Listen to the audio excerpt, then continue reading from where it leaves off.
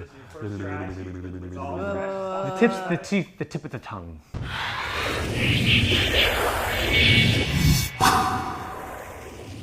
Hey everyone, Debbie and John here. Welcome back to the App Show. Since we've already talked about Sheets and Docs, we're continuing our Google Apps Editor series and focusing on slides this week. But first, we're going to give you some updates on Google Apps. Since you guys loved hearing about Sheets so much, we wanted to bring you another update. You now have the ability to create trend lines in Sheets, which are superimposed on top of the charts and show the overall direction of the data. Trend lines can be formatted, and they're available for a variety of chart types. We've also launched Google Classroom for all education users, so now students can actually have their own Drive folder and look at their assignments on the assignments page, and teachers can keep track of everything online. So there's a lot of new features. You can look at that in the article below. We're going to show you 4 things in slides today to make creating presentations easier. 2 are new, and 2 are time savers that are often overlooked. To demonstrate these features today, we're going to start with a brand new presentation. And if you need to make a presentation even faster, we have master slides you can edit from. Inside our presentation, we'll click the slide menu and select Edit Master. The master template editor will appear. On the left-hand side, you'll find the master template, as well as all the slide layouts used in the presentation's theme. Let's edit a master slide for the content. We want to add a logo in the upper right-hand side and a disclaimer in the lower left-hand side. If you edit the master slide, those changes will appear on all slides and layouts automatically. Exit the master slides by clicking the X button in the right-hand corner, and you'll see the changes reflected in all of your content slides. Okay, great. So we've now got the bare bones of our presentation in there, the template.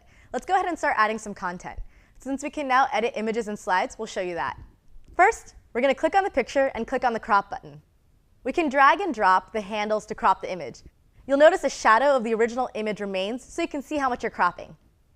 Click Enter on your keyboard or click back into your slide to save the cropped image.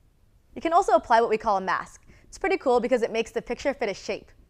If you click on the arrow next to the crop button, you can select a shape, arrow, callout, or equation to fit your picture to. So say you've done all this formatting and your picture fits neatly into your slide. Then you realize you actually placed the wrong image. Well, you can replace that image and still hold all of the right configurations that you set up. Just right-click on the image and select Replace Image and insert the new one in its place. Alternatively, maybe you formatted an image and didn't like the way it turned out. You can reset an image back to its original state. Just click on the image, then click on the Reset Image icon. You can also right-click and find the Reset Image option. Now we're going to align several objects that we've inserted into our presentation, like text boxes and images. You know, there's always someone in the room who notices there's a tiny thing that's just slightly off. Well, I use Arrange because it saves me a ton of time on formatting and makes my presentations look really polished. Okay, let's make sure all the text boxes are aligned to the left, so select all of them. Go to the Range menu and choose Align Horizontally, then select Left. This will line up your objects along their left borders. You can see in the menu that there are also options to align objects vertically or centered on the slide. They still look a little off, so I'll make sure I've evenly distributed the space between the text boxes by using Distribute, and I'll choose vertically. Other things you can do using Arrange: flip your objects horizontally and vertically using Rotate, or group multiple objects together to easily format or move them around. So we've gone over how to edit images and master slides, as well as arrange objects.